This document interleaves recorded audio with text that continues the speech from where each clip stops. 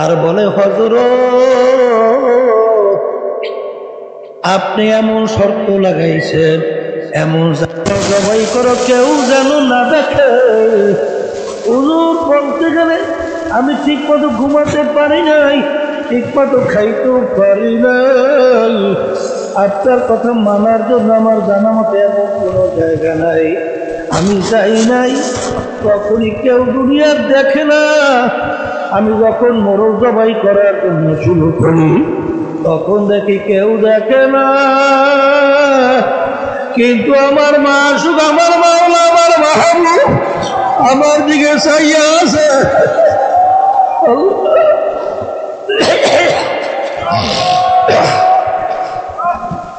আমার মালিক আমার দিকে চাইয়া আছে। এই জন্য আপনি শর্ত লাগাইছেন এমন জায়গায় জবাই করো কেউ যেন না দেখে। হুজুর এই জন্য আমি জবাই করতে পারি নাই। তখন হুজুর বলে, মুরিদেরা আমি এই বোকাটাকে এত কেন মহব্বত করি এখন বুঝতে পারছো নাকি? বাজার যখন আমরা মালিকের জিকির করব, যখন বলবো আল্লাহ আল্লাহ আল্লাহ,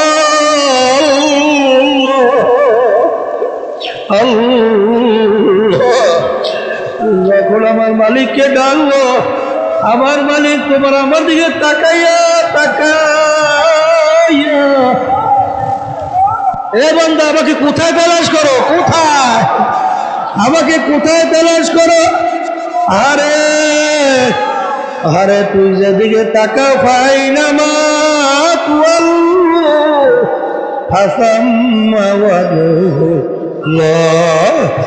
আরে তোর চেহারা যেদিকে ঘুরাবি সেদিকে তো আমার মাওলার কুদরতি চেহারা নজর দেখতে পারবে। আর তামান্না দিল সে রুখসাত হো গয়ে, अब तो आजा अब तो खरुआ আগাই।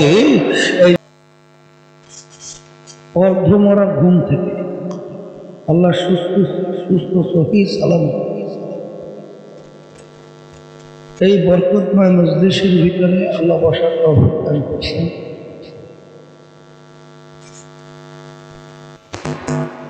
আল্লাহ রাব্বুল আলামিন যদি ইচ্ছা করতেন চক্ষু বন্ধ করছে আর জীবনের তরে চক্ষু না খোলার পরিবেশ করতেন, কিন্তু আল্লাহ রাব্বুল আলামিন দয়াময় আমাদেরকে আবার এই মাহফিলে বসার তৌফিক দান করছেন। আসল ব্যাপারটা হলো কে কোন সময় কিভাবে দুনিয়া থেকে রওনা করবে এটা আমাদের কারো জানা নেই। এক আল্লাহর ওলির কাছে জিজ্ঞাসা করছিলেন একজন হযরত, মৃত্যুর কোনো নির্ধারিত সময় আছে? সে বলছিলেন হ্যাঁ নির্ধারিত সময় আছে। বলে কিভাবে? বলে তুমি যখন জন্মগ্রহণ করছো তখনই নির্ধারণ হয়ে গেছে তুমি মারা যাবা। মূসা আলাইহিস সালাতু ওয়াস সালামকে রব্বুল আলামিন বলছিলেন এক পশমের বিনিময়ে 100 বছর হায়াত। শরীরে পশমের কোনো অনেক অগণিত না। জিজ্ঞেস করেন রব্বুল আলামিন এরপরে কি হবে? বলে এরপরেও মালাকুল মউত হাজির হবে, এরপরেও দুনিয়া থেকে বিদায় হতে হবে। নবী বলেন মালিক তাহলে আর হায়াত বাড়াবার ওই ইচ্ছা আমার নাই, আপনার ইচ্ছা যেভাবে সিদ্ধান্ত আমি প্রস্তুত। আসলে একদিন মরণ লাগবে। আসলে মৃত্যুর কথা বলার কারণেই আমাদের থেকে যত অন্যায় অবিচার প্রকাশিত। এই জন্য হাদিসের মধ্যে আসছে আল্লাহ রাসূল সাল্লাল্লাহু আলাইহি ওয়াসাল্লাম বলছেন দৈনিক কমপক্ষে 20 বার মৌতের জিকির করতে পারলে, স্মরণ করতে পারলে শহীদি দরজা পাওয়া যায়, বিনা হিসেবে বেহেশতে যাওয়া যায়। তবে ওইভাবে স্মরণ ওই যে ঘটনা বারবার বলা হয়, বাদশাহ পীর সাহেব হুজুর কাছে মুরিদ হয়েছে। হুজুর সবক দিয়েছেন দৈনিক 100 বার মৌতের জিকির। বাদশাহ মানুষ স্বর্ণ দিয়ে তার গোটা তৈরি করছে, সকাল সন্ধ্যায় বসে বসে জিকির করে মৌ মৌ মৌ। কতবার? পুরো পরিবর্তন নাই। হুজুরের কাছে গেলেন, যে বলে হযরত আসছিলাম মুরিদ হয়েছে, আপনি সবক দিলেন আদায় করি, কিন্তু পরিবর্তন কেন? তুমি মৌতের জিকির করো না? বলে হুজুর করি। বলে কিভাবে? বলে আপনার কথা পালন করার জন্য স্বর্ণ দিয়ে তাসবির গোটা তৈরি করিয়া সকাল সন্ধ্যায় বসে 100 বার মৌ জিকির। এভাবে করলে হবে। কিভাবে করতে হবে? বলে হাতে হাতে শিক্ষা দিয়ে আসছে। হুজুর গেলেন, রাজসিংহাসনে বাদশাহ বসা। ওটা কি? হযরত রাজসিংহাসন। ওখানে আমার কিন্তু বসতে দেওয়া যায় না, বাদশাহ ছাড়া কেউ বসতে দেয়, যে বসে সেই বাদশাহ। হুজুর আমাকে একটু বসতে দেওয়া যায় না বাদশাহ? হুজুর আপনাকে বসতে দেওয়া যাইতে পারে, আপনার তো এই বাসায় লোক নাই। বসার পরে জিজ্ঞেস করে, এখন আমি বাদশাহ, হুকুম যা করি তাই হয়? হুজুর তাই হয়। ডাক দিয়েছে জল্লাদ, এদিকে। বাদশাকে ইঙ্গিত করে বলতেছে বান্ধ, কতল করতে হবে। সেই হুকুম তাই বাস্তবায়ন। বান্দার সঙ্গে সঙ্গে বেহুশ হয়ে পড়িয়েছে। বাদশাহ বলতেছে জল্লাদকে, তার কানে কানে বলো মৌতের হুকুম তার থেকে উঠেই নাও। বলার পরে কিছুক্ষণ পর বলতেছে, কি বলেন? বলে হুকুম উঠেই নাও। এই শরীরে কম্পন বন্ধ হয় নাই। জিজ্ঞাসা করে, ব্যাপার কি? আপনার এরকম অবস্থা কেন হলো? বলে আমি তো বাদশাহ হুজুর, আমি তো আইন জানি। আপনারা যখন হুকুম করছেন বান্ধ কতল করতে হবে, তখন আমার ইয়াকিন হয়ে গেছে আমি আর দুনিয়াতে। এরপরে আমি আর বলতে পারি না কি হবে। তখন হুজুর বলতেছেন, তোমাকে যে 100 বার মৌতের জিকির করতে বলছি, এই সবে মাত্র একবার হয়েছে। আসলে আমরা জানি ঠিক মরতে হবে, কিন্তু ওইটা ভিতরে ওইভাবে বসে নাই। এই জন্য মৌতের জিকির করতে হবে, স্মরণ করতে হবে, মুরাকাবা করতে হবে ওইভাবে। এই জন্য আমাদের তরিকার সবকের প্রথমেই মৌতের মুরাকাবা। ওই নামকেও আসতে গতানুগতিক মৌতের মুরাকাবা করেই তারপর সামনে চলে। কিন্তু একবার ধ্যান খেয়াল সহকারে একটু মৌতের মুরাকাবা করেন তো, দেখবেন সব উলট পলট হয়ে যাবে।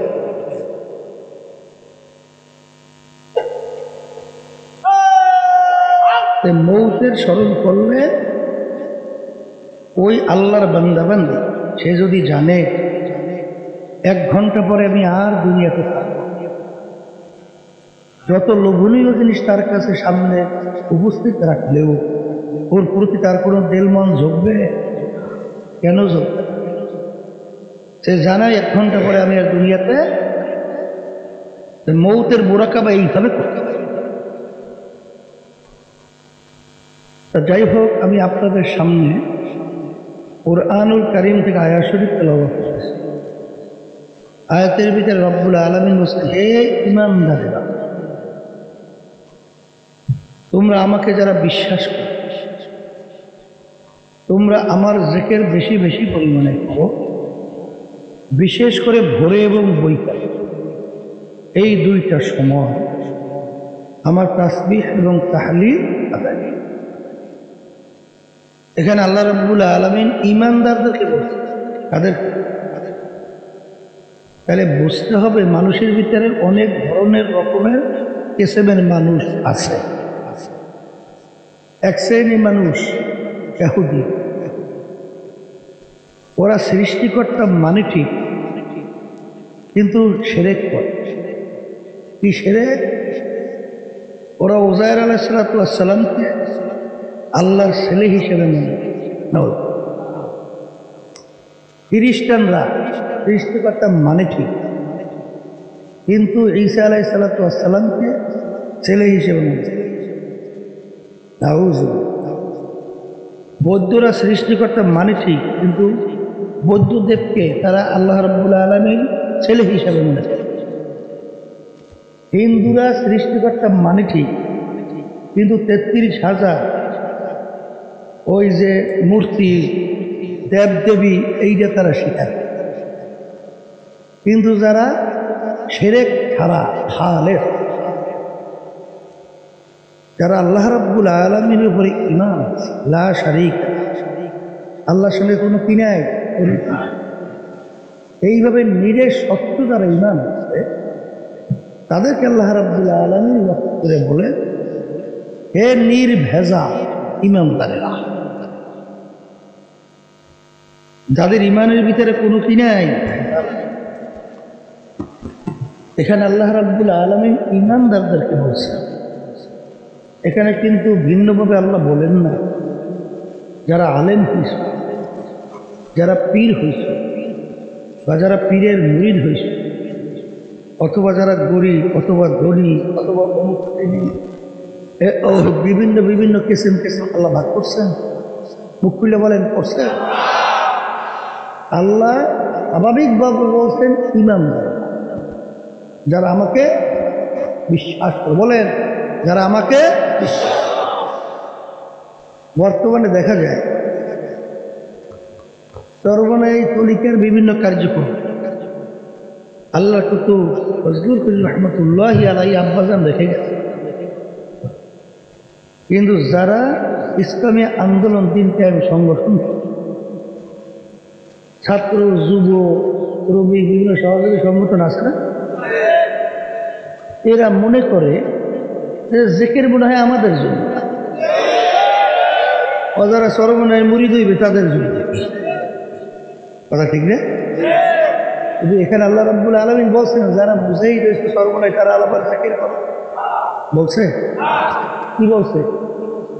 বলেন ঈমানদারেরা, যারা আমাকে বিশ্বাস করে, তোমরা আমার জিকির বেশি।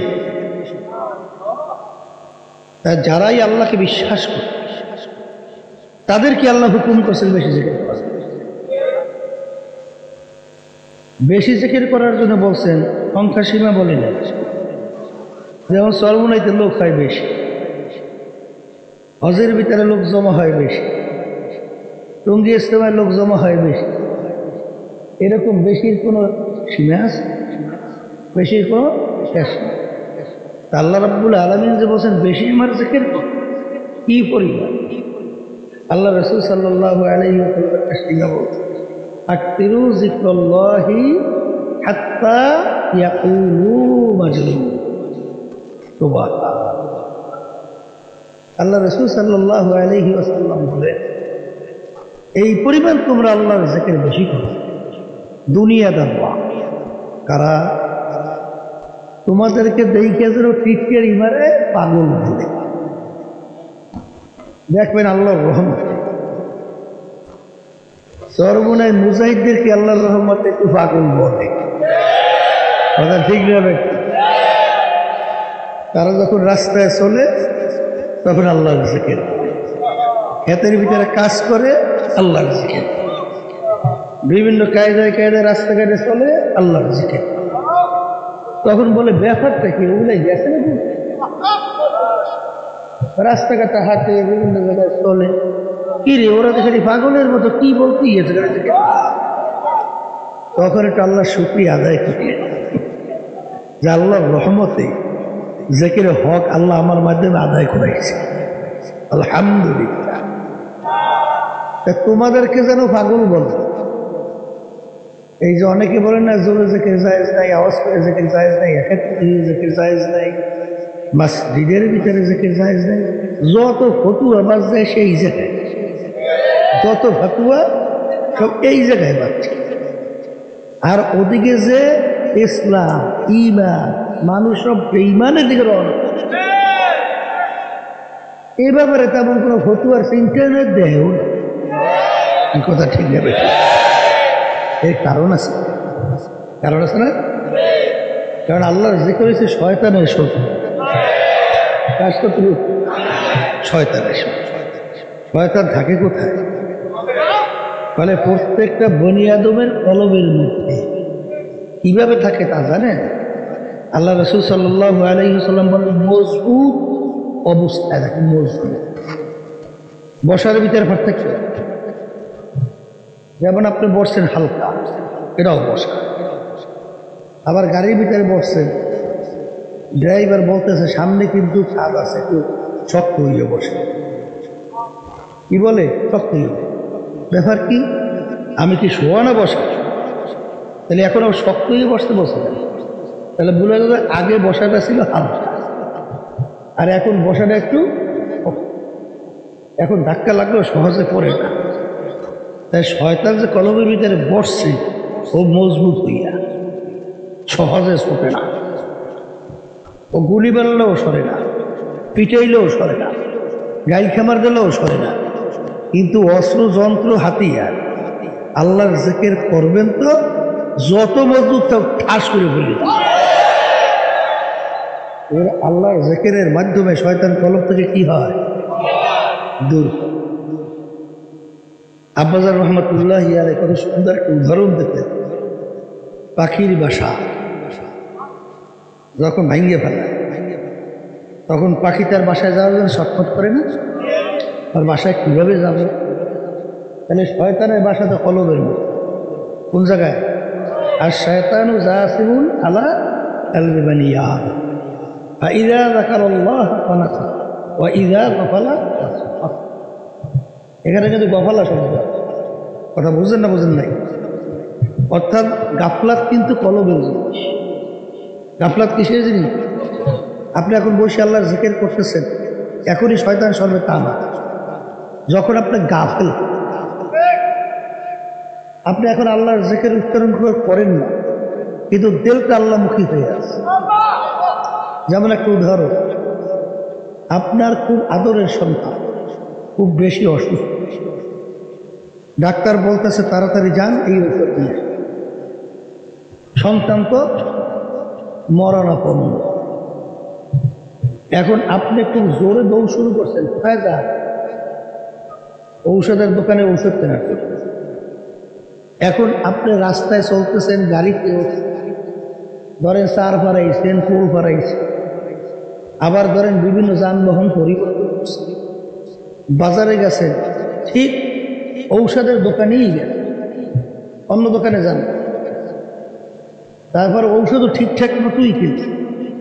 আচ্ছা বলেন যে এই কাজগুলো যে আপনি করলেন, এই মাঝখানে একটা মুহূর্তের জন্য আপনি আপনার সন্তানের কথা বলতে পারছেন? কাজ তো সবই করছেন, কিন্তু আপনার দিলের ভিতরে সব সময় প্রেশানি, আমার সন্তান কোন অবস্থায়, কোন অবস্থায়, কোন অবস্থায়। এইটার নাম গাফলাত। কথা বুঝেন নাই? মানে ভুলে যায় না। আপনি কিন্তু সব কাজ করতেছেন। তাই দিলের যখন নাকি আল্লাহর বান্দাবান্দি কি হয়, গাফিল, তখন শয়তান কিন্তু আবার কি দেয়? ধোঁকা দেয়। কথা ঠিক কিনা? এই শয়তান তারাবা মহা অস্ত্র, ঔষধ, হাতিয়ার, যন্ত্র আল্লাহর জিকির। সবাই বলি সুবহানাল্লাহ। আমি বলছি, আল্লাহ রাসূল সাল্লাল্লাহু আলাইহি ওয়াসাল্লাম বলছেন। কোন সন্দেহ আছে কিছু? তাহলে শয়তান তাড়ানো লাগবে না? আল্লাযী ইউওয়াসওয়িসু ফী সুদুরিন নাস মিনাল জিন্নাতি ওয়াল ইনস। এখানে দুই ধরনের শত্রুর কথা বলছে আল্লাহ রাব্বুল আলামিন। জিন শয়তান, মানুষ শয়তান। জিন শয়তান থাকে প্রত্যেকটা বনি আদমের কলবে, সেখানে ওয়াসওয়াসা দিয়ে গুনাহের ভিতরে লিপ্ত করে। তাই শয়তান ওয়াসওয়াসা থেকে বাঁচার জন্য আল্লাহর জিকির করা লাগবে না? কি আসতে বললেন? লাগবে? এখন যারা আন্দোলন করে, ছাত্র আন্দোলন করে, যুব আন্দোলন করে, অন্য সহযোগী সংগঠন করে, এক আল্লাহর জিকির তো লাগে না। লাগে? তাহলে ব্যাপার কি? মনে করছে এটা চরমনায় যারা মুরিদ হয়েছে তাদের এই কাজ না? এখানে আল্লাহ কাউকে ভিন্ন বলছেন না? প্রত্যেকটা ইমানদার, প্রত্যেকটা ইমানদার যারা ইমান আছে, এই যারা কোনো শিরকাত শরীক করে না, তাদেরকে আল্লাহ বলছে যারা ইমান আনছো আমার জিকির বেশি বেশি করো।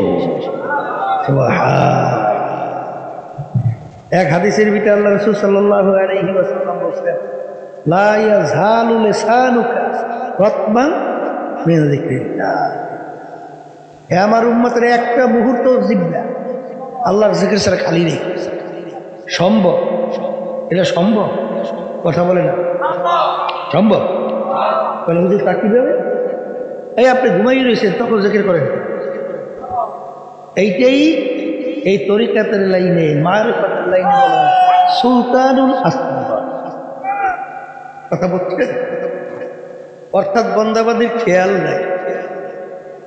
যেমন একটা ইঞ্জিন, ও সহজে স্টার্ট উঠানো যায়, ও তো খুব মজবুত শক্ত, কিন্তু কোনো কায়দে যদি ঘুরাইয়ে মুড়াইয়ে একবারে স্টার্ট খেয়ে ওর নিজে তো চলে, যা বাঞ্জে দেবে সব লইয়ে দৌড়ে। জিহ্বা তো সহজে চালু হইতেছে।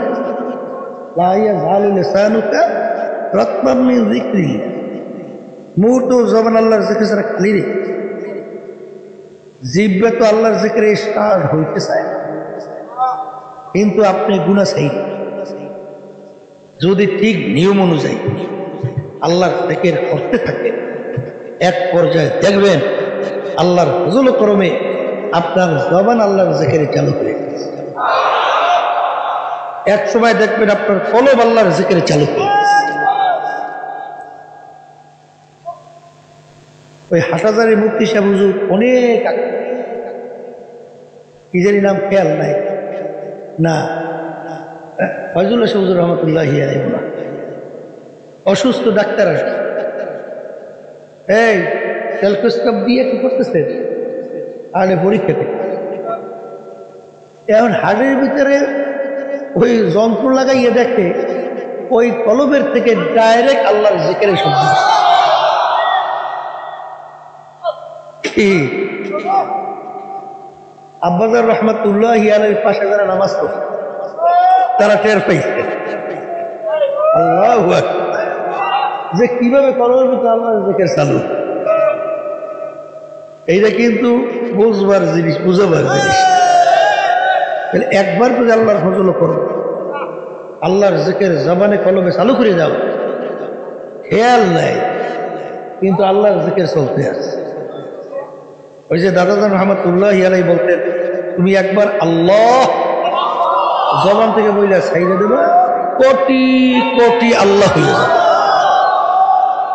বলে তাকাবো, ওই যে কাজী কারি উজানি ইব্রাহিম সাহেব রহমতুল্লাহি আলাইহি লোকজন নিয়ে গেছেন, এই পিঁয়াজ না জানি রসুন লাগাইবে, কথা বুঝে। এখন জমিনের ভিতরে রসুনের বীজ গাড়ে ঠাস করে উঠে, জমিনের ভিতরে গাড়ে ঠাস করে উঠে। এখন হুজুর বলতেছেন চলো আজকে আর হবে না, কারণ জমিনের ভিতরে মাটির ভিতরে জজবা এসে গেছে, আল্লাহর জিকির চালু হয়ে গেছে। এখন এর ভিতরে এখন এই বীজ লাগানো যাবে। তাহলে গাছে আল্লাহর জিকির করে, পাতায় আল্লাহর জিকির করে, ঘাসে আল্লাহর জিকির করে, যখন এই সুলতানুল আসগার আল্লাহর ফজল করো আপনার জারি হবে, তখনই তো এইটা সম্ভব। এ দ্বারা তো আর সম্ভব। এই জন্য একটা নিয়ম অনুযায়ী, তরিকার নিয়ম অনুযায়ী জিকির করতে করতে করতে করতে আল্লাহর ফজল করমে দেখবেন এক সময় এই বরকত আল্লাহ দান। আল্লাহর জিকির বেশি বেশি করার মাধ্যমে কলব শয়তান, কলব থেকে কি হয়, এরপর কলব ভালো করা লাগবে না, কি করা লাগবে, কলব ভালো। বলে কিসের ভালো? বলে তাকাব্বুর, হিংসা, রিয়া, হুব্বে হুব্বিমা, উজব, রাগ, এই যে বিভিন্ন ধরনের যে কলবের রোগগুলো, এই রোগগুলো থেকে কলব পরিষ্কার করা লাগবে না। তাই কলব পরিষ্কার করার জন্য যন্ত্র, হাতিয়ার, অস্ত্র আল্লাহ রাসূল সাল্লাল্লাহু আলাইহি ওয়াসাল্লাম বলে লিকুল্লি শাইইন সাকাল ওয়া সাকালাতুল কুলুবি যিকরুল্লাহ। এই জামা পরিষ্কার হইলে সাবান মারলে পরিষ্কার, রোডে জং পড়লে র্যাপ মারলে পরিষ্কার। আর তোমার কলবে যে গুনার মাধ্যমে জং পড়ছে, ময়লা পড়ছে, কালো দাগ পড়ছে, এইটা পরিষ্কার করার জন্য আল্লাহর জিকির, হাতিয়ার, যন্ত্র, অস্ত্র মাধ্যমে কলব পরিষ্কার করে। আমি বলছি আল্লাহ রাসূল সাল্লাল্লাহু আলাইহি ওয়াসাল্লাম বলছেন, তাহলে আল্লাহর জিকির করা লাগবে, কলব পরিষ্কার করা লাগবে। নাহলে কিন্তু এই কলব পরিষ্কার করার জন্য কিন্তু হসপিটাল, ওই হসপিটালের নাম হলো জাহান্নাম।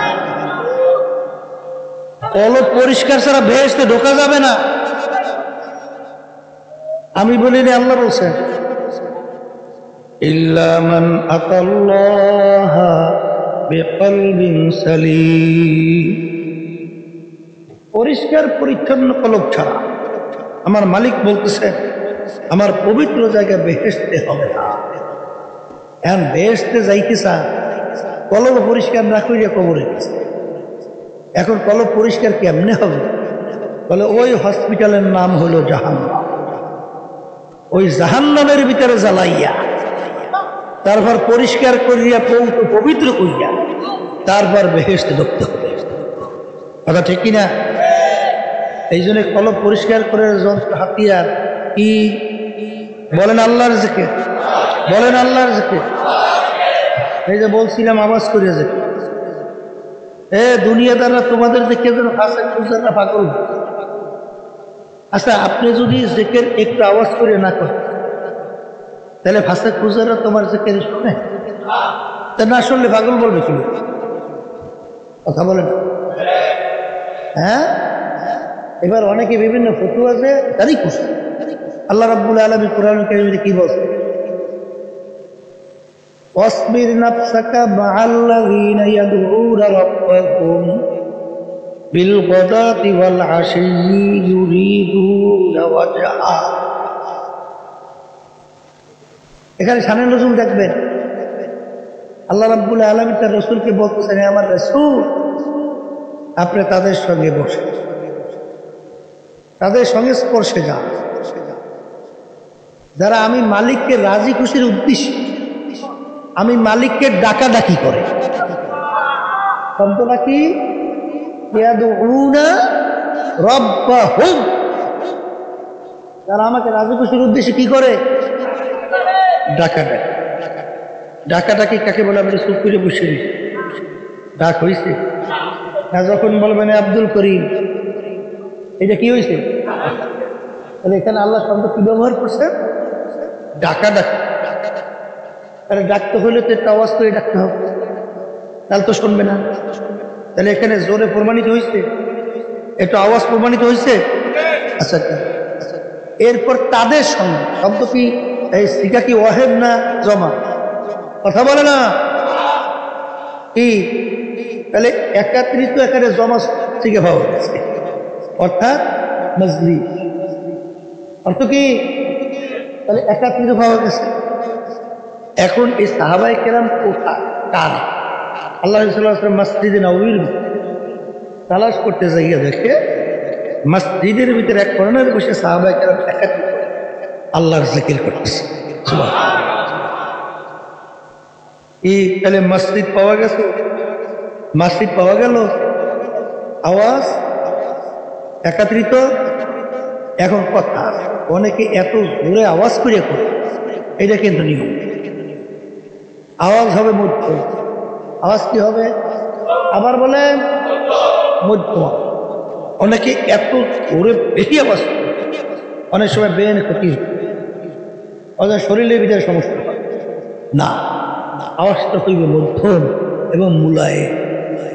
কথা ঠিক কিনা? শব্দটা শুনেই তো দিলের ভিতরে একটা মানে যেটাকে বলা হয় স্বাভাবিক একটা ক্রিয়া কাছে, ঠিক কিনা? তাহলে বোঝা গেল এখানে আল্লাহ। তারপরেও আমাদের এই তরিকার মধ্যে প্রথম 2-3 শব্দ একটু আওয়াজ। এরপরে তো বেশিরভাগ সব কিন্তু আওয়াজ ছাড়া, যেটা কপি বলা, কথা ঠিক কিনা? মুরাকাবা, মুশাহাদা, হ্যাঁ, এই বিভিন্ন সবকে যখন যায় তখন তো খেয়ালের। এই জন্য আল্লাহর জিকির বেশি বেশি করলে কি হয় শোনেন, জাকিরিন আর যারা আল্লাহর জিকির করেন নেকের পাল্লায় জাকিরিনের সঙ্গে পারে। আজ পর্যন্ত কেউ পারছে? বলেন পারে কিনা? কারণ আল্লাহ রাব্বুল আলামিন কি শর্ত লাগাইছে, আম্মা মান সাকুলাত মাওয়াজিনুহু ফাহুয়া ফি ঈশাতির রাদিয়া ওয়া আম্মা মান খাফফাত মাওয়াজিনুহু ফাউম্মুহু হাওিয়া ওয়া মা আদরাকা মা হিয়া নারুন হামিয়া। আল্লাহ রাব্বুল আলামিন কিয়ামতের ময়দান আমল নাম উঠাইয়া দাড়ি পাল্লায় ওজন। কে বলছে? আমি না, আল্লাহ।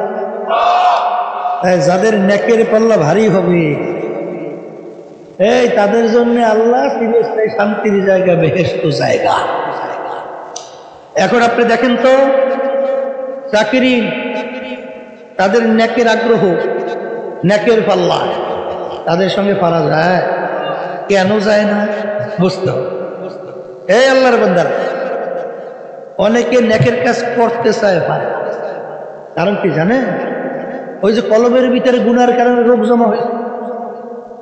আপনার শরীর অসুস্থ, যত ভালো খাদ্য আপনার জিহ্বায় দেয় ভালো লাগে না? তিতা খাদ্যের দোষ, পাককরণ্যের দোষ, দোষ আপনার জিহ্বা। এখন আপনাকে ভালো খাদ্য দেওয়ার পরে যদি আপনি বলেন এই মেয়া কোথার থেকে খাদ্য দিই, এটা সব তিতা, হ্যাঁ, এইটা কিন্তু খাদ্যের দোষটা তোমার জিহ্বা জ্বরের কারণে কি হয়েছে? আল্লাহর জিকিরের ভিতরে মজা। আল্লাহ বলতেছেন আলা বিযিকরিল্লাহি তাতমাইন্নুল কুলুব। হে আমার বান্দা বান্দীরা, তোমাদের অন্তরের সাথে আমার জিকিরের মত। এখন আপনার জিকির আল্লাহ করতে মন চায়, আপনার ইবাদতে মন বসে না, আপনার নামাজ অন্যান্য আল্লাহর হুকুম রাসূলের তরিকা অনুযায়ী চলতে ভালো লাগে না। এটা কি নামাজের দোষ? আল্লাহর জিকিরের দোষ? তাহলে বুঝতে মনে চায় না কেন? ওই জ্বর হয়ে যেরকম জিহ্বা নষ্ট হয়েছে, ভালো খাইতে ভালো লাগে না, এরকম গুনার কারণে তোমার কলম নষ্ট হচ্ছে। এই জন্য তোমার নেকের কাজ ভালো লাগে না, তখন তোমার গুনার কাজটাই বেশি ভালো লাগে। কি কাজ ভালো লাগে? এই জন্য নফস কয় প্রকার? 3 প্রকার। শোনেন না, কয় প্রকার নাফস? বলেন, নফসে আম্মারা, লাওয়ামা, মুতমাইন্না। আম্মারা কাকে বলে? গুনাহ করতে ভালো লাগে, নেক ভালো লাগে, আছে না? আছে তো। গুনার কাজই ভালো লাগে, নেক কাজ ভালো লাগে না, মনে করতে পারি নফস আম্মারা। এই নফসটা কোন নাফস?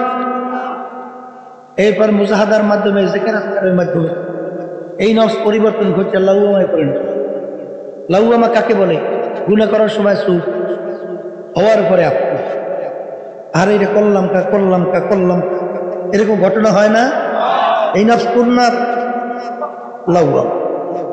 এরপরে মুজাহাদার মাধ্যমে, জিকির আজকারের মাধ্যমে এই নফস পরিবর্তন ঘটে এক সময় নফস মুতমাইন্নায় পৌঁছে যায়। আলহামদুলিল্লাহ। নফসে মুতমাইন্না কাকে বলে? বলেন, নেক কাজ করতে পারে, গুনার কাজ ছাড়তে পারে। বলেন, নেক কাজ করতে পারে, গুনার কাজ আছে? এরকম আল্লাহর বান্দা বান্দি আছে? নেক কাজ করে, গুনার কাজ ছাড়ে, আছে? এখন এই 3 প্রকার পাইছেন না? এখন আল্লাহ রাব্বুল আলামিনকে বলতেছে কিয়ামতের ময়দান আল্লাহ ডাক দেয়। আল্লাহ কি দেয়? ইয়া আইয়াতুহান নাফসুল মুতমাইন্নাহ ইরজিই ইলা রাব্বিকি রাদিয়াতাম মারদিয়া ফাদখুলি ফি ইবাদি ওয়াদখুলি জান্নাতি। হে নফসে মুতমাইন্নার দলের আসো, তোমরা আমার বান্দা বান্দীদের জামাতের ভিতরে শামিল হইয়া যাও, এরপরে বেহেশতের মধ্যে ঢুকে যাও। কোন দলদেরকে ডাকবে? মুখ খুল্লা বলেন, মুখ খুল্লা বলেন, কাদেরকে ডাকবে? একই আমি কি আয়াত শরীফ শুনাইছি না অন্য কিছু শুনাইছি? কে বলছে? এখন আপনি দুনিয়া বসে পরীক্ষা করে দেন আপনার নফসটা কোন নফস। এই কত চালাকি টালাকি দরকার নেই, এই সোজা আয়াতের অর্থ অনুযায়ী নিজেকে পরীক্ষা। আপনার নফসটা কোন নফস? নফস কি আম্মারা না লাউয়ামা না মুতমাইন? আর মুতমাইন্না যদি আপনার নফসকে না পৌঁছে, আল্লাহ যখন ডাক দেবে তখন আপনি ডাকে সাড়া দিতে পারবে? জোরে বলেন পারবে? এখানে কি একটা চিহ্নিত করে আল্লাহ ডাকে না, ইয়া আইয়াতুহান নাফসুল মুতমাইন্না ইরজিই ইলা রাব্বিকি রাদিয়াতাম মারদিয়া ফাদখুলি ফি ইবাদি ফাদখুলি জান্নাতি। আল্লাহ আপনি আমার জন্য, আমাদের সবার জন্য এখন এই মুতমাইন্না পৌঁছাবার এই যে তরিকার যে ঔষধ 5টা শুনে কি মনে করছে? একে আল্লাহর ওলির এক কোরআন হাদিসের ভিতর থেকে চিন্তা ভাবনা করে বাইসে দিছে না? হ্যাঁ, একটু পরীক্ষা করে দেখা যায় না? আসতে বলে দেখা যায় না? একটু পরীক্ষা করবো তো আল্লাহর রহমতে। আর আস্তে আস্তে এক শ্রেণী আমার বাজানরা এই আলিশামি যে কর, এর কোনো কুল আছে? আলিশের জায়গায় দুনিয়া কোনো করল না, কোনো করল না। দেখবেন যেগুলো আলিশা ওগুলো দুনিয়া সংসারও বিলীন, আর সমাজও শেষ, আখেরাতও শেষ, ওনার শেষ সময়। এই জন্য আলিশা হওয়া যাবে না, ঠিক কিনা? এই মোমেন বান্দাবান্দি কি হইতে পারবে না? বোকা হইতে পারবে না, বোকা হইতে পারবে, তালাক তো ঠিক কিনা? একজনে বর্তমানে বেরিয়েছে দৌড়বে,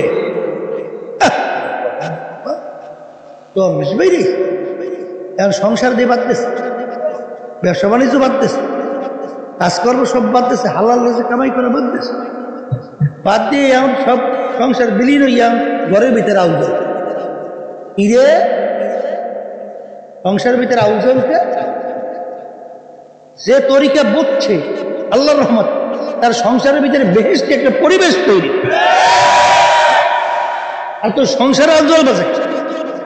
দরবেশ হইছো এক শ্রেণী দেখতে একটু আল্লাহর জিকির আজকার করার পরে তখন তাদের ভিতরে একটু আল্লাহ কি আসে, গোলবা জজবা ব্যতিক্রম ধর্মিক একটু তিক আসে, শরীরে থরথর করে কাইতে ওঠে, একটু লাভ দিয়ে ওঠে। অনেকে মনে করে কাজ হইয়া গেছে, একেবারে আর সে মহল্লায় ঠিক আছে, এই 70,000 নূরে পর্দা পারবি, এই কাজ কি মনে করছে ওদিকে একটা লেনদেন করলে ওরে কবি তখন লেনদেন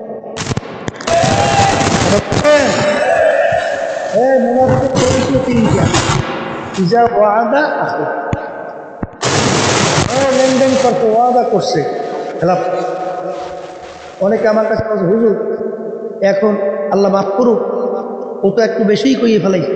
আমি বলতে চাই যে হুজুর আমি এখন এই হুজুর টুজুর এগুলোকে লেনদেন করতে হুজুর আর কেন বলে হুজুর ভালো বই, ওই হালাতের কথাও বলে, আবার ওই যে দরবেশ একটু লাফালাফি করে, চিৎকার পিৎকার মারে, বুঝছে, একটু শরীর কাঁপায় টাপায়, দরবেশগিরি দেখাই দেখে।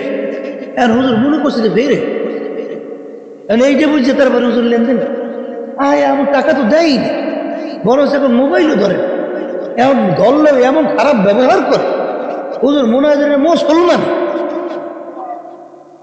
হ্যাঁ কি দরবেশ হয়েছে? এই জন্য সবসময় আল্লাহ রুলিরে দোয়া করতেন, বুজুর্গি কি নেহি হামকো জরুরত, बुजुर्गी की नहीं हमको जरूरत, गुलाम अपना बना ले आए खुदाया। এ আমার দয়ার মালিক, ওই বুজুর্গি লাগবে না, দরবেশি লাগবে না, দয়া মায়া করে তোমার গোলাম বানাও। কি বানাও? গোলাম। শোনেন, কোরামিন ইঞ্জেকশনের কথা শুনছেন? কোরামিন গ্লুকোজ ইঞ্জেকশনের কথা শুনে, গ্লুকোজ ইঞ্জেকশনের কথা শুনছেন না? ওরা পুশ করার পরে ওরা শরীর বড়, শরীর কি বড়, পাগলায় তো খুব ওরে সর ইঞ্জেকশনের তো ভালো তাসটি, আমার শরীর গরম হয়ে গেছে। কিন্তু আপনি কি ওই ইঞ্জেকশন আপনি নেছেন শরীরে পুশ কর, কি শরীর গরম হওয়ার জন্য না শক্তি বাড়ার জন্য? শরীর দুর্বল হয়ে এখন ইঞ্জেকশন পুশ করতে শরীর শক্তি অর্জন হবে, ঠিক কিনা? উদ্দেশ্য কিন্তু আর একটা। তা আপনি যে যেখানে করেন উদ্দেশ্য কি? আমল ঠিক হওয়া। ঠিক হওয়া, ঠিক হওয়া কি? চরিত্র ঠিক হওয়া। নেক আমলের ভিতরে তারা কি লাভ? এখন আপনি যখন হাকিমুল উম্মাত আশরাফুল থানভী রহমাতুল্লাহি আলাইহি লেখেন যে আল্লাহর জিকিরের এমন একটা সিট, এই হিন্দুদেরকেও যদি বাঁচাও এবং বিজাতি কাফেরকেও যদি বাঁচাও, তাহলে জিকিরের তাসি তার ভিতরে আসে। খবরদার তাদেরকে আল্লাহর জিকির মাথা মানে। কেন? কারণ করার পরে দেখে হঠাৎ চতুর্দিকে নূর, পলক দেখে ঠকঠক, এবার যেদিকে তাকায় সেদিকে জায়গায় ব্যতিক্রম ধরবে অনেক কিছু। ও তো মনে করবে তাইলে তো কাজ হয়ে গেছে, তাহলে তো কালিমা পড়া দরকার নেই, তাহলে এই কায়দায় তো আমি অনেক কিছু পেয়ে গেছি। কিন্তু জিকির করার অর্থ কি? নূর দেখ আজকে বলে বলো ঠকঠক করে কাফা, ব্যতিক্রম ধর্মী কিছু দেখা, হ্যাঁ একটু লাভটিক দেও। জিকিরের মূল উদ্দেশ্য হলো আমল দুরুস্ত হওয়া, আখলাকের জিলা, খারাপ যে চরিত্রগুলো ওই যে শোনেন না কি শুনছে? মোরব্বা মোরব্বা মোরব্বা বোঝেন তো? অনেকে বোঝেন তো? পাকা শোষা আর ওই চুনা কুমড়ো আছে না, ওই যদি ফাইকে যায় তখন ওইটার খাইতে টুমটুম বানায়। টুমটুম বলছেন? এই বানাইয়া এরপরে খেজুর কাটা ওইটা লইয়া তারপরে শোষার ভিতরে কি করে? কেসে কেন? ওর ভিতরে চুকা রস, চুকা কষ, এইটা কেসতে কেসতে বের করার পরে এইবার চিনির ভিতরে আসাই, এইবার ওই টুমা দিয়ে এইবার জাল দেওয়ার পরে এমন উষ্ণি করতে পারে। এখন যখন ওর ভিতরে রসকস ছিল তখন ওর মূল্য ছিল কয় কেজি, আর এখন যখন ওর ভিতর থেকে চুকা রস কষ বেরোই, এখন জাল দেওয়ার পরে মোরব্বার কেজির মূল্য হয়েছিল। আখলাকের জিলা বলি মানে কি? কলমের ভিতরে যে এই টুকরা রস এইটারে ক্যাসতে হই, এই কেসটা বাইর করার জন্যে এই তরিকার শায়েখ যেভাবে বলবেন যে বাজার এইভাবে এইভাবে কেন এইভাবে এইভাবে করো, করতে করতে এক সময় দেখবেন আল্লাহর ফজল করমে আপনার কলমের ভিতর থেকে চুকা কষে টুকা এবং কি কয় ওই কষ মশ বের হইয়া এখন কলমটা হয়ে গেছে একেবারে পরিষ্কার। যখন পরিষ্কার হইবে তখন ওই মানুষটা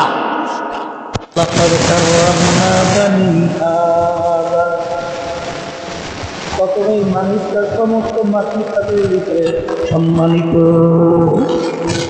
কথা ঠিক কিনা? এই জন্য বাজানদেরকে বলবো, পর্দা আলেম মা বোনদেরকে বলবো, আল্লাহর জিকির কোনো পীর, কোনো মুফতি, কোনো মুহাদ্দিস, কোনো দল বা কোনো দলের নেতা নেত্রী হুকুম দেয় নাই।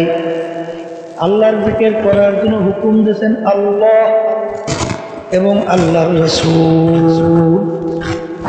কথা ঠিক কিনা? বুঝে আসুক বা না আসুক, ভালো লাগুক বা না লাগুক, বাজার ছোট বাচ্চা ঔষধ খাইতে চায় না, বাপ মা জোর কইরা বিভিন্ন পদ্ধতিতে তারপর ঔষধ খাওয়ায়। কারণ বাচ্চার তো বুঝ নাই, তো তো দেখে পিতা তো খাইয়ে দিতে চায়, কিন্তু ঔষধ খায় কেন খায় না? ওর কাছে তো ভালো লাগে না।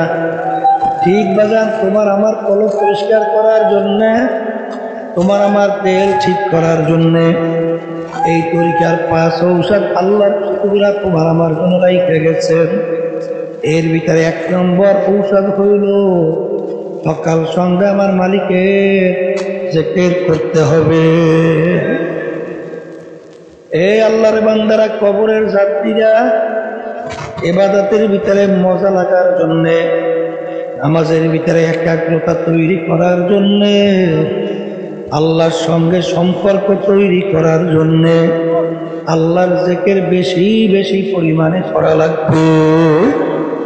হাদিসের ভিতরে আসছে আল্লাহর রাসূল সাল্লাল্লাহু আলাইহি ওয়াসাল্লাম বলেন, কিয়ামতের ময়দান কত ভয়াবহ, কত কঠিন হবে, কিন্তু যারা আল্লাহর জিকির বেশি বেশি করে তারা হাসতে হাসতে আমার মাওলার বেহেশতে দুইটা যাবে। হাসতে হাসতে যাবে মানে কি? আহারে কিয়ামতের ময়দানে কঠিন ভয়াবহতা, আহারে তাদের নজরেও পড়বে না, তারা হাসতে হাসতে আমার মাওলার বেহেশতে পড়বে। এই জন্য যত আল্লাহর ওলিদের ইতিহাস পড়বে দেখবেন তারা মাওলার জিকির বেশি বেশি পরিমাণে করত। আমার দাদাজান রহমাতুল্লাহি আলাইহি তার কথা শুনছি, আমার আব্বাজান রহমাতুল্লাহি আলাইহি বলছিলেন যে বাবাজান এত মাওলার বেশি জিকির করত, তা পরিমাণ নির্ণয় করা বড় কঠিন। মাওলার জিকিরের ভিতরে কি মজা, জাকিরিন ছাড়া কাউকে বোঝানো যায় না। এক আল্লাহর ওলি বলেন, তখন আমি আমার জবান থেকে আমার মালিকের নাম আল্লাহ যখন আমি বলি, আমার জিহ্বাটা মিষ্টিতে ভইয়া যায়। আল্লাহ আল্লাহ ক্যা মজা है, জাকিরু সে খুশি हो, शाके गुल में क्या मजा है, बुलबुलू से खुशी हो। উজানে কারিম রামসাব রহমাতুল্লাহ আলাইহি তিনি বলতেন, লার তরবারি হাতের মধ্যে নাও, এরপর খেয়াল সহকারে বসো, মাথাটা ডান কান্দের দিকে ঘুরাও, আর এমন ভাবে লার তরবারি দিয়ে আঘাত করো, লা লা লা নাই নাই নাই নাই, মাথা ঘুরাও, লা নাই। আমার পীরগিরি নাই, আমার মুক্তিগিরি নাই, আমার মুহাদ্দিসগিরি নাই, আমার টাকার গরম নাই, আমার বংশের গরম নাই, আমার শিক্ষার গরম নাই, আমার সভাপতি সেক্রেটারি গরম নাই, আমার অমুক প্রমুখ সমুখ প্রমুখ কিছুই নাই, নাই নাই নাই। আরে লার মাকাম তয় হও, তয় হইতে হইতে হইতে হইতে নাই নাই নাই নাই নাই, আল্লাহ বাদ কেহ মাবুদ নাই, হর তমন্না दिल से रोक साखो गई, अब तो आज़ाद अब तो खिलवत आ गई। হে আমার দয়ার মালিক, তুমি কি আমার দিকে একটু তোমার রহমতের নজরে দেখবে? হে মালিক, তুমি কি আমার দিকে চাবা? আরে ইয়া বাবুরা, ইয়া বায়াম জুস্তাজুয়ে মিকুরা হাসলা ইয়াদ ইয়াদায় আরজুয়ে মিকুনা। হে আমার দয়ার মালিক, তুমি আমার ডাকে সাড়া দাও বাবা, তুমি আমার ডাকে সাড়া দাও আল্লাহ। আমি তোমার ডাক ছাড়ব না। আল্লাহ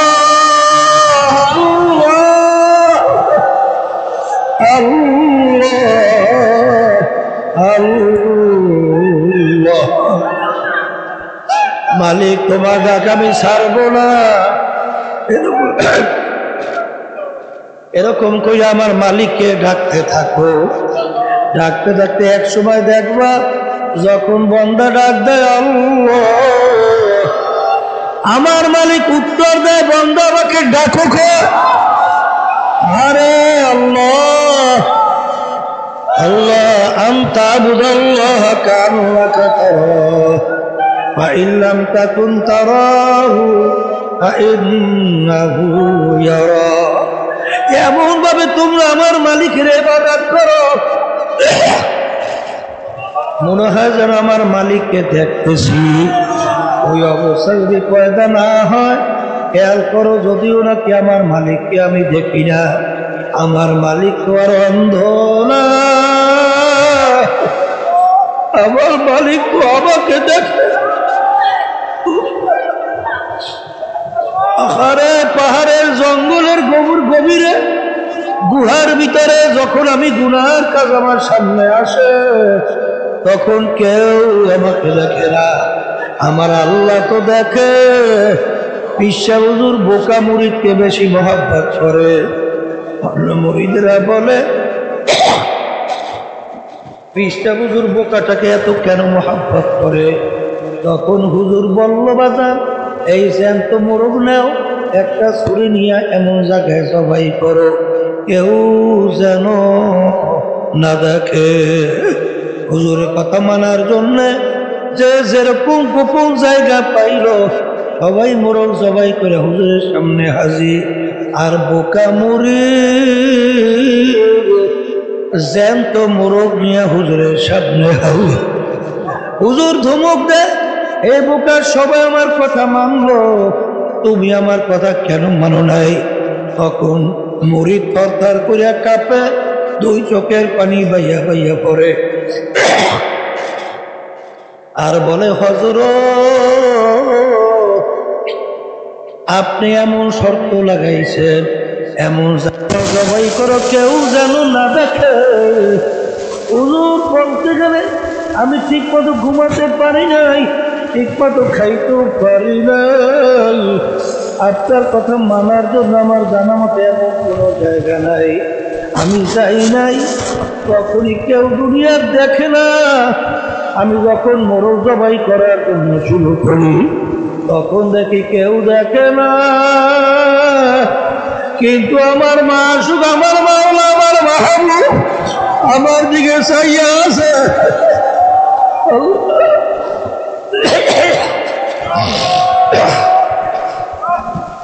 আমার মালিক আমার দিকে চাইয়া আছে।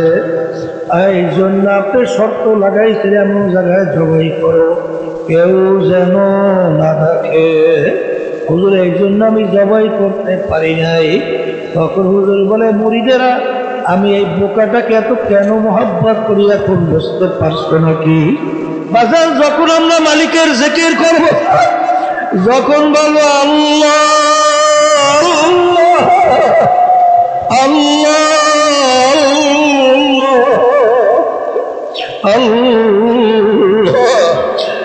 যখন আমার মালিককে ডাকবো আমার মালিক তোমার আমার দিকে তাকাইয়া তাকাইয়া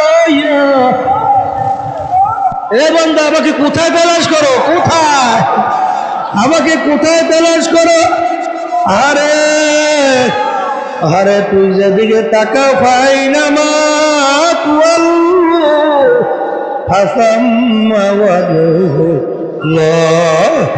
আরে তোর চেহারা যেদিকে ঘুরাবি সেদিকে তো আমার মাওলার কুদরতি চেহারা নজর দেখতে পারবে।